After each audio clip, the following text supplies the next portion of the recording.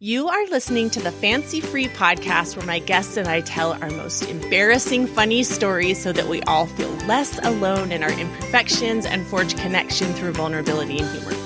I'm Joanne Jarrett, and I'm your host. And today I have with me Dana Maree. Dana is a proud maverick who dances to the beat of her own drum and found her purpose in her work as an alignment coach, inspiring women to build a life for themselves free from guilt, shame, and fear. Dana, thank you so much for being with me today. Thank you for having me. Absolutely. Well, fill in the blanks. What did I miss about who you are and what you do? I know my listeners are going to be first and foremost interested in your accent. Yeah, it does come up. So I'm originally from New Zealand, but I'm living in Sydney, Australia now. Yes, we do have distinctly different accents, even though no one seems to be able to pick it up if you're on your side of the world. Yep. And I have a 4 and 5-year-old that keep me on my toes and remind me that even when you make a plan, it's going to go out the window. They keep life interesting. 4 and 5 years old. Yes. So how many months apart are they? 18 months. So one was very much planned, and then one decided she was going to be born.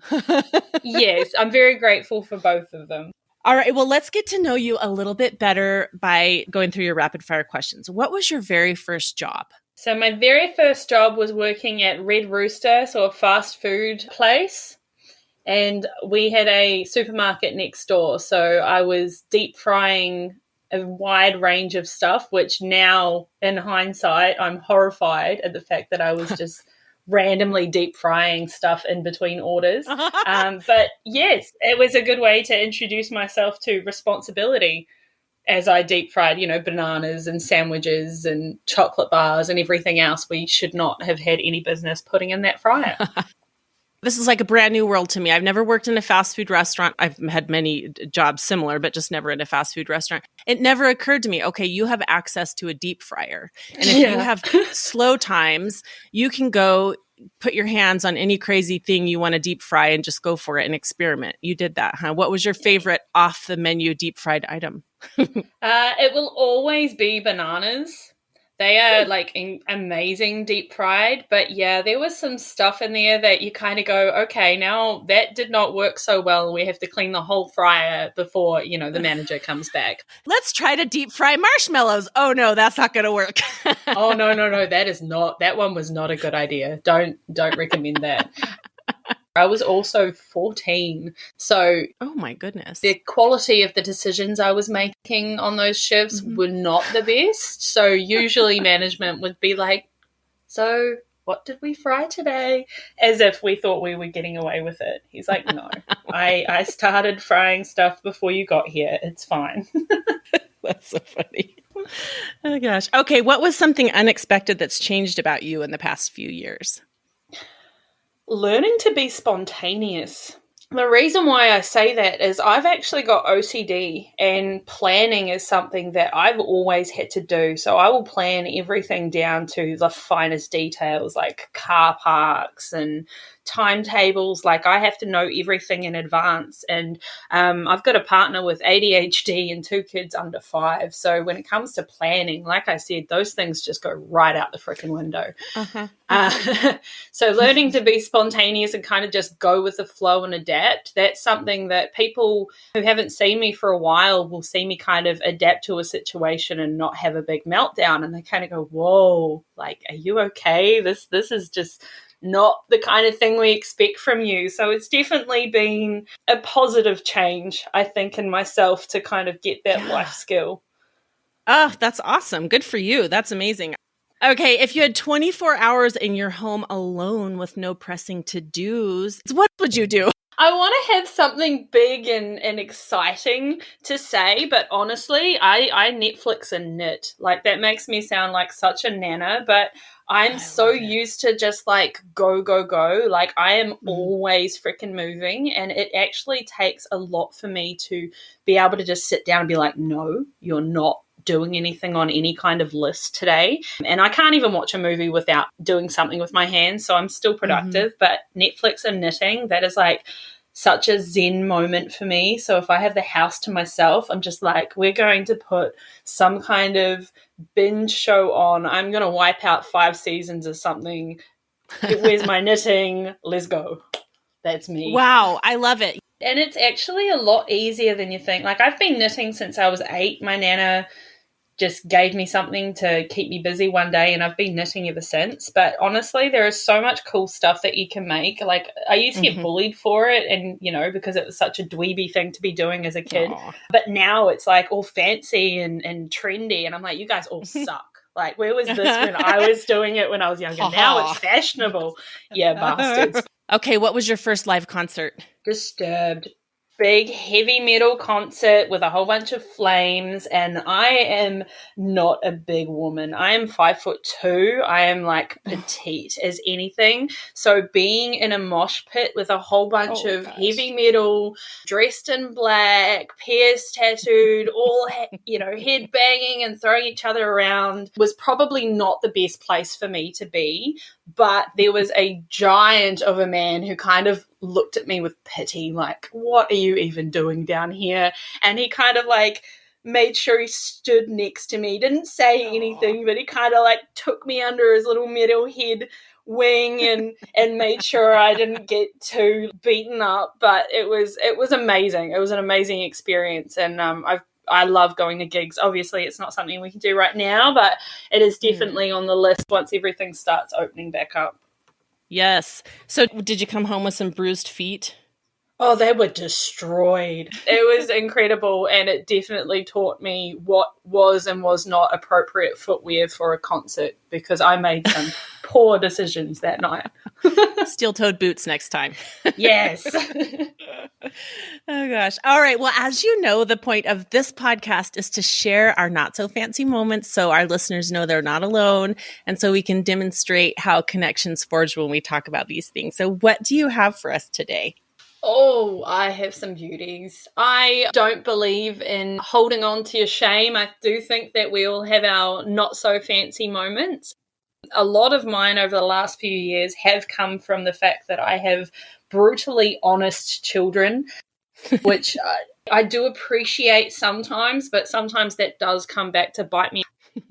One of them in particular, we were standing in the checkout lane, putting all the food and everything at the supermarket, and my 5-year-old was lying on the ground and crawling between my legs, as he does. And I just thought, okay, he's quiet. That's all that matters, until he lay on his back and he looked up and he announced to the entire very, very packed shopping line, "Mum, you're not wearing underwear today." And I just took a breath. Like, there is no way no one heard that. I can't brush it off. I just said, yes, I am. And he just had this smug, cheeky look on his face, like he knew full well what he was doing to me, and just goes, "No, you're not." And I just, trying to shut my legs. There is no way I'm getting out of this. And it's not even like it's something I'm necessarily like ashamed of. Like, yeah, sometimes I will chuck on a skirt and I am freeballing it, but to have it just announced by my child, who was obviously looking up at the place he came from, I'm like, come on, kid, like, what are you doing to me right now? Can we just not? And because I'm so pale, like when I blush, it is just tomato, like my whole chest goes red, my whole face, and there was no coming out of that without hearing every giggle in that line. Oh, it's so painful. It's like, kids, sometimes things are better thought and not spoken, but that's a lesson for inside the car, because you don't want to draw any more attention to yourself. Yeah. Oh my gosh, that's so cute. And my daughter's not any better. She's very helpful. She loves being able to say, I've put the washing in the washing machine and I helped Mummy do the dishes, and it's absolutely beautiful. But when I was standing outside with a not so not so friendly neighbor, someone you kind of do the awkward hello to, but you don't necessarily want knowing all of your business. She chose that moment to be the moment where she would bring the recycling out. And you'd think, oh, that is amazing, a 4-year-old doing recycling. Yeah, this is during COVID and a lot of online deliveries. I kept a certain industry going during lockdown. So she had a whole bunch of boxes that she had no idea what they were, but she is placing them into the recycling bin in front of this particular neighbor, a whole bunch of toy boxes. And yes, I am talking about those toys. And I'm just trying to look at him and maintain eye contact. Like, please don't say anything. Don't acknowledge what is happening right now. Don't look. I've never seen an elderly gentleman like that blush so much. Like there was just walk away so fast. This moment where he was like, I do not want to be in this situation right now. I'm not going to say anything. I'm just going to leave. And, and he has never made eye contact with me since. Oh, well, that's handy. Exactly. That was one way to scare off the neighbors. So as embarrassing as it was pretty perfectly timed, I'd say. It was worth it. I think it was totally worth it. Yeah.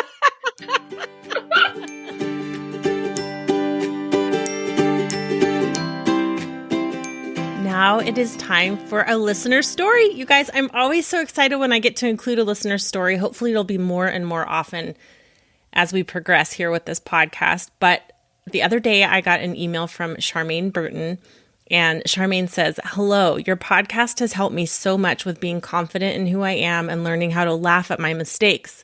Because of that, I wanted to share a recent story in hopes it brings someone a little bit of a laugh." And that just does my heart so much good. I feel like, yay, somebody's getting out of it what I was hoping would be the result. So here is Charmaine's story. She says, at 6 a.m., we run out of water for our cistern. Jared, my husband, is at work, so I'm it. This is what I know about getting water. Okay, I got to pause for a second here, Charmaine. So first of all, I think what I'm hearing is that Charmaine may live off the grid-ish and doesn't have a well and a pump, but rather relies on water from a giant container to supply water to her house. So just in case you guys aren't familiar with that kind of living, we take our faucet on and water running for granted, but Charmaine has to make sure she has water in the cistern. Okay, here's what she knows about getting water. There's a tank in the back of the white pickup. And I must fill it up and bring water back to the house for our survival. That's it. I don't know where to go, how to fill it, how it gets into the cistern, nothing. But I'm a strong, independent woman who refuses to call Fox Water Service. So here we go. Problem number 1, kids. I have to safely transport my 2 kids in this ridiculously ancient 3-seater diesel truck. Problem 2, the pickup. I'm driving a 98 Dodge Diesel from Jared's high school glory days, which he naturally beat the crap out of. The seats are tilted, the AC doesn't work, the shifter slides in and out of gear while moving, etc. Brake dummy light is on. I call my dad. He says it's fine. I cry a little bit and we're off. Problem 3, location. I have no idea where the water point is. There's a slight memory of Jared saying something about the gas station on 8th Avenue. I drive around hopelessly until I spot 2 tubes sticking out of the ground surrounded by a puddle of water. It's hellfire hot out here, so that's pretty out of place. I drive up like I'm supposed to be there. Jackpot, I'm a boss navigator. Just don't ask me where north is. I feel you there, Charmaine. I'm similar. If I don't have a city grid or an ocean on one side of me, I do not know which way is north. Problem number 4, water point. How does this thing work? There are no instructions. I know it takes quarters and there's only 1 coin slot, so my Sherlock skills piece together that the money goes there. I put in 1 quarter and am immediately drenched in 35 gallons of water as I scramble up the side of the pickup trying to get at least 3 drops in the tank. It eventually stops, but not before I'm soaked. Good thing it's hot out there.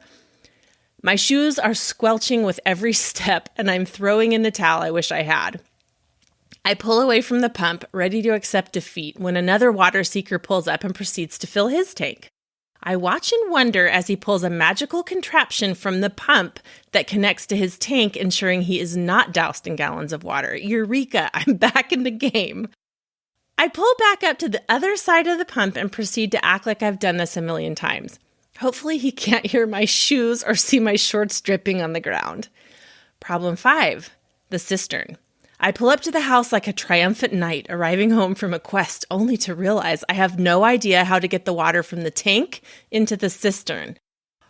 I contemplate the logistics of just scooping it out of the tank as needed, decide against it, and start searching the garage for a hose or something. I'm kicking myself for watching Netflix instead of letting Jared show me how this works 2 months ago.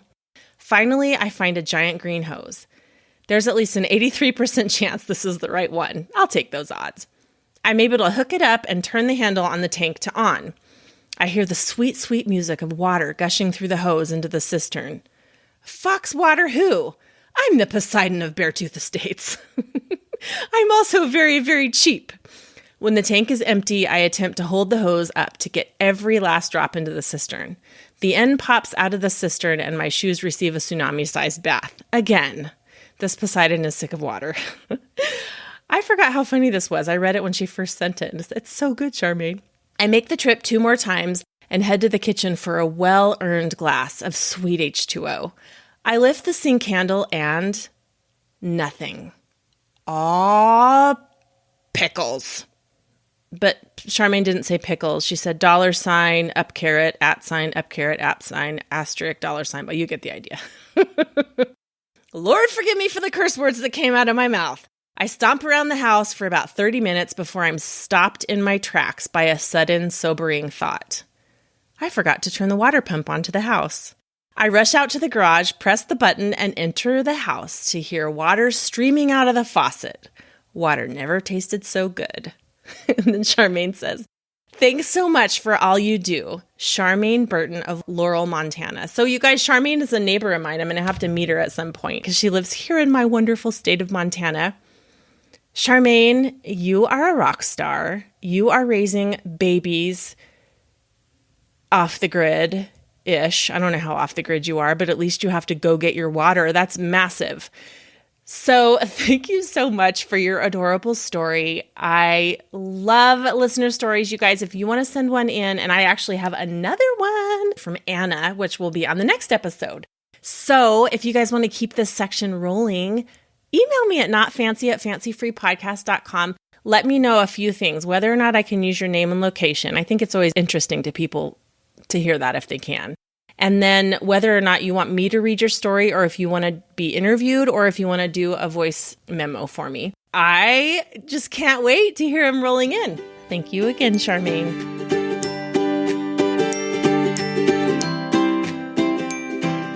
So you are a coach. Tell me a little bit about what that means as your day-to-day. What was your previous profession? So before I became a coach and started working for myself, I was actually a coffee trader. We would import the green coffee beans and get them turned into the beautiful caffeinated product that keeps us all alive today. Thank you for your service. Definitely an essential service. When I was working, it is a pretty male-dominated industry. I had a new client who was coming in. I had all my notes prepared, as you can imagine, and I was kind of talking myself up to the kind of conversations we were going to have. And the new client came in and he had this moment like he recognized me. Oh, dear. I didn't say anything because I hadn't met him before. I thought, okay, that's a bit strange. And then in front of my manager and my boss, this older guy starts quoting my Tinder profile. Oh, my gosh. And there are certain things that, like, I don't have those phrases written anywhere else. You know, you craft these bios to make you seem like this mythical creature and try and market yourself. So the moment he starts quoting it with this kind of smirk on his face, we both know what is happening in this moment. But my boss has no idea what is going on. So the moment that this client starts referring to me as a coffee queen, my boss takes it and runs with it, and it becomes this nickname that he has no idea where it's come from, and I don't want to explain to him where it's come from. He just thinks it's this quirky thing this new client has said to me, and I'm standing there going, this guy has seen photos of me on Tinder that I was not prepared for him to see right now. How do I proceed? And he's memorized my bio, and I want to be talking to him about coffee, and he's seen my butt. Like, I don't know where to go with this right now. I mean, I closed the deal. I still, to this day, don't know if it was me and the good coffee that closed that deal or my butt. Like, there's a lot of wiggle room there. I don't know. Oh, my gosh. Okay, tell me about the time you were having laser and something malfunctioned. I went in, normal laser booking to go and get everything lasered I could. And it came to the part where the tech asked me to roll over and spread my cheeks because, we're going to do it. We're going to do it. Both cheeks, baby. And I went, okay, all right. And you kind of have this moment where you don't really want to be talking and acknowledge that you've got your ass like right in their face. So you kind of just stop talking and do it. But, of course, that was the moment that the frickin' table that was operated by one of those, like, electronic foot pedal things to make it go on up and down, it decided to start moving. When you're there in a vulnerable position, your cheeks spread, and she's got this little laser utensil at your most vulnerable places. I am going to go up and down on this table and shove my ass in your face. That is the kind of relationship we have now. You are now the only person I can either work with or you're never going to see me again. Those are my only options at this point. Like, we have crossed a line and it wouldn't stop. Like, she was, like, trying to maintain this level of professionalism. Because of COVID, all of the rules changed about what kind of mask you had to have. And she had, like, this riot mask on, one of those ones that, like, the full plastic panel that's just covering her entire head. And I'm pretty sure that she has never been more grateful to have that particular type of mask. This mask has saved my life today. I think I might be wearing this forevermore. Yeah. This is, even when things open up, no. This is now, like, mandatory equipment, safety equipment to be wearing in this profession. Like, this is not going anywhere. She apologized profusely. But the problem was, because the table had moved just as we started, we still hadn't finished. So we both were, like, waiting for it. Like, I'm just clenching like I've never clenched before because I'm so worried that this table is just going to move again. And I'm just like, can we just do this quickly? Like, I'm feeling very exposed right now. And got it done, finished, and no, she has never seen me again. I'm pretty sure she's made the request to never be put with my appointments. I don't necessarily blame her at this point. Maybe I'm like a jinx on the table. I did actually ask if it had happened before because I had to know. And unfortunately for me, no. It had not. I was You're the there one and first. Only. I was the one and only to have a table malfunction and try and smack someone in the face with my butt. I'm trying to imagine what I would have done. I think I maybe would have leapt off the table or something. And then you're standing there disrobed from the waist down, looking at each other like, this is awkward.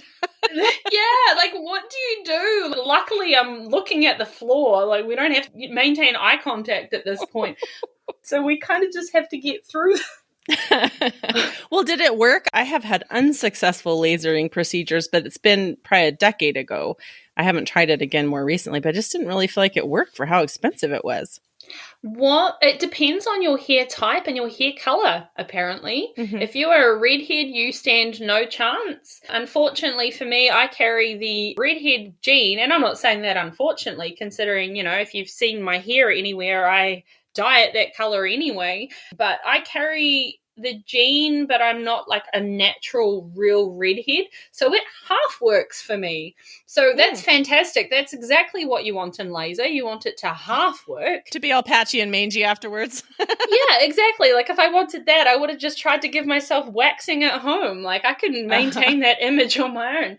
But the other issue is if you've got tattoos, which I'm very much covered, they can only get so close to tattoos, which means I will have one armpit that is like awesome. I don't have to shave that. Laser works. The other one, they're like, oh no, that tattoo's too close. So we can do around it, but then there's going to be that like one patch of hair you're going to have to shave or wax or pluck anyway. And I'm like, what is the point at this point? Like, you're telling me half of it's going to work, but the rest of it, you're going to have to do some maintenance. So I gave it a go. It was something I always wanted to try to see if I could save myself some time.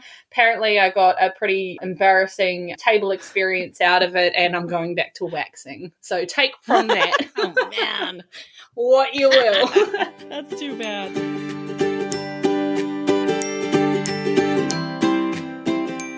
All right, well, it is time to talk about what you've been loving lately that you think the listeners might love too. On one of those moments where I was Netflixing and knitting, I managed to watch Men in Kilts. I've never heard of it. It's a road trip with Sam and Graham. So have you ever seen Outlander? I have seen a little bit of it. Mm-hmm. Yeah, so it's two of the guys from there. They go and travel Scotland. They're looking at the culture. They're looking at the food. A lot of my family is Scottish or from Orkney and Shetland Isles, which are like, for those who don't know and don't believe they're real places, they're islands off the coast of Scotland that everyone just thinks I make up. But they go through and they explore this amazing Scottish culture. And because right now traveling isn't something all of us have available to us in Australia, we are very much locked down. Being able to watch that series and see them go through like the real side of Scotland, it made me fall in love so much and also get extreme travel envy. So as soon as borders are open, like I am on a plane. I am out of here. That's where you're going. That's where I'm going. Oh, that's awesome. I'm going to have to check that out, and I'll link to that in the show notes for you guys to check out Men in Kilts. Awesome.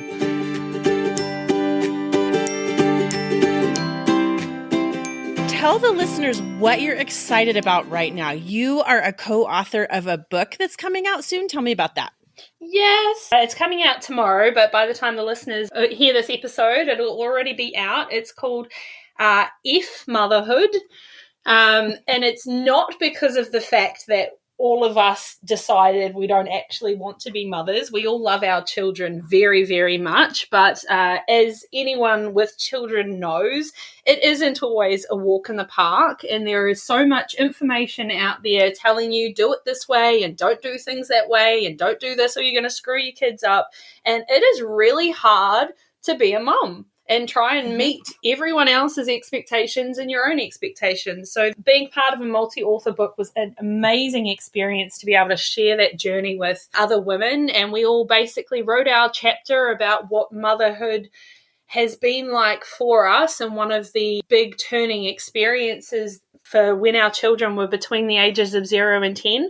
And it has been amazing to see the stories out there. Like I talk about moving from being a stay-at-home mother, being married, and moving back to being a single parent and going back to full-time work and having my kids going into daycare and how that impacted me. But we are all have such different stories, but that theme of just doing it your own way and fuck what everyone else has been telling you about how you have to do it, because you're not going to live up to everyone else's expectations. So just do it your way anyway. Yep. We're all individuals and our kids are all different and times are different. And yeah, you're right. I think that's one of the hardest things about being a mom, especially if you're sort of a perfectionist and maybe even a people pleaser, is it's such a public thing. People feel like they get to speak into your motherhood so much. And that made it really hard for me because I'm like, no, I'm going to kind of do my own thing, but I don't want to keep having all these confrontations about it. So I love that. I think that's going to be really, really helpful for people as they prepare for the publicness of motherhood and for somebody who doesn't like confrontation and doesn't like disagreements, but feels very strongly about the way she's going to mother, I could have done with some preparation on that, you know? Yeah. And even knowing that you're not the only one who is thinking these things. Like I know for me, I thought, I'm thinking all of these things. Maybe it just makes me a crap mum that I'm actually liking going back to work. And I'm happy for my kids to be in daycare. That was something I never thought that I would ever be in that position. I thought I wanted to be a stay-at-home mom and live and just breathe my children every day. And I know some women, it is like that for them, and I totally respect that. But for me, it was an absolute shock to wake up one day and be like, so turns out that's not the kind of mother I'm going to be. It's really nice in hindsight to figure that out now. But just to be able to know that in this book of, 14 women, we're all being like, it doesn't matter how you want to do it. Don't feel bad about it. Don't apologize about that. No one else gets to say how you're doing it, and you're not a bad mum for doing it your way, despite all of the, like you said, public opinions that people are going to shove your way. Yeah, for sure. Well, I will link to that book in the show notes, you guys. It'll be out and available, and it would be awesome to check that out. Yeah, thank you. Dana, tell my listeners where they can find you online. You can find me on my website at danamareecoaches.com. I'm on Facebook and on Instagram, and I have an absolutely amazing Facebook group, Band of Misfits, called Women Smashing Glass Ceilings, and it's basically a place where you can come and work on yourself without the shame, without the judgment, without the stabbing each other in the back that you can get online in a lot of places, unfortunately. I'm huge on having a shame-free space. So if you want a human place to hang out with some awesome women, I got you. Awesome. All right. Very good. Well, I'll link to all of those too. Oh, Dana, thank you so much for being with me today. Your stories were so much fun, and I just love your sense of humor and your spirit, and I think you are doing amazing things for the world. So thank you so much for taking the time today to chat with me. Thank you for having me. It's been amazing. It's nice to feel like someone else can laugh along with their stuff too. Yes, absolutely.